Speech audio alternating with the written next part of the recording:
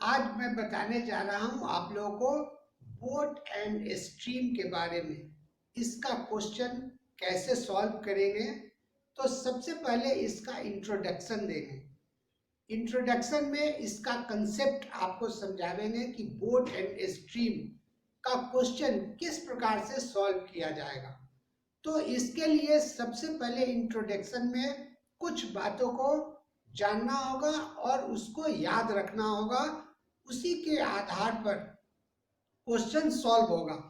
तो अगर एक कंसेप्ट को आप अगर अच्छी तरीके से समझ लेते हैं तो फिर आप किसी भी प्रकार का क्वेश्चन होगा बोट एंड स्ट्रीम का, उसको आप इजीली सॉल्व कर सकते हैं। तो सबसे पहले जैसे मान लीजिए कोई रिवर है और उसके वाटर का फ्लो का डायरेक्शन अगर इस ढंग से है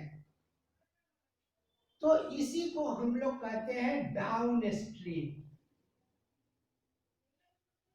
डाउन स्ट्रीम। और अगेंस्ट द वाटर फ्लो या अगेंस्ट द करंट, उसी को हम कहते हैं अप स्ट्रीम। अप स्ट्रीम इसी को कहेंगे इन द डायरेक्शन ऑफ करंट, या इसको कहेंगे अगेंस्ट द करंट। इन दो बातों को समझना है। अब मान लीजिए सबसे पहला, if the speed of boat in still water, still water in the sense स्थिर पानी, जिस पानी में अपना कोई फ्लो नहीं है, कोई करंट नहीं है, कोई स्पीड नहीं है उसको कहेंगे स्टिल वाटर। जैसे पॉन्ड का वाटर है या किसी झील का वाटर है, उसमें वाटर का फ्लो नहीं होता है, उसका अपना कोई स्पीड नहीं होता। तो if the speed of boat in still water equal to x, unit कुछ भी हो सकता है, किलोमीटर पर आवर, मीटर पर सेकेंड, कुछ भी यूनिट हो सकता है। और speed of current, speed of current या स्ट्रीम, धारा। अगर स्पीड ऑफ करंट या स्ट्रीम कुछ भी लिख सकते हैं, अगर उसका स्पीड y है तो speed of boat in down stream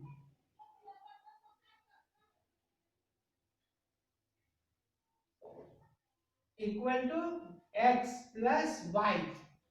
तो डाउन स्ट्रीम में उसका स्पीड बोट का क्या होगा, बोट का अपना खुद का स्पीड है x और स्ट्रीम धारा का स्पीड है y। तो अगर यह डाउन स्ट्रीम में चलेगा तो दोनों का स्पीड ऐड हो जाएगा। तो speed of boat in downstream क्या होगा, x plus y. In the direction of current speed क्या हो जाएगा, x प्लस वाई। यह इसका स्पीड होगा, बोट का स्पीड होगा in the direction of current, या इन कहने का सेंस है in the direction of down stream. और speed of boat in up stream, speed of boat in up stream equal to x minus y. क्योंकि जो बोट का स्पीड है उसको वाटर का जो स्पीड है वह कैंसिल करेगा, उसको रोकेगा, बोट के स्पीड को वह कम करेगा। इसलिए speed of boat in up stream equal to x minus y. Unit जो भी हो, किलोमीटर पर आवर, मीटर पर सेकेंड, या जो भी यूनिट दिया रहेगा उस यूनिट को हम लेंगे।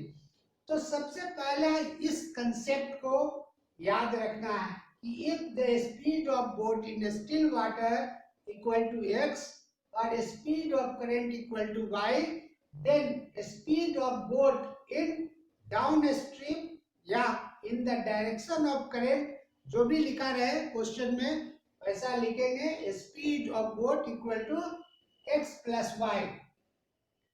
और दूसरा speed of boat in up stream against the current या against the stream equal to x minus y, unit जो रहेगा वो लिखेंगे। अब दूसरा चीज इसमें, दूसरा टर्म क्या है, if the speed of boat in downstream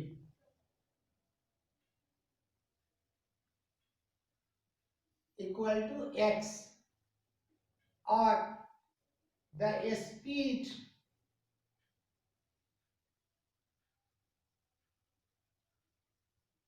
speed of boat in upstream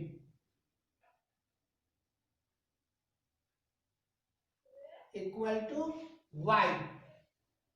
अब अगर सेकेंड पार्ट में दिया हुआ है, अगर बोट का speed in the direction of current है x और अगेंस्ट द करंट है y, तो speed of boat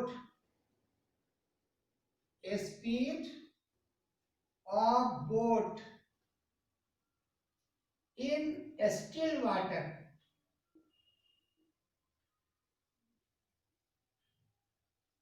equal to x plus y by 2।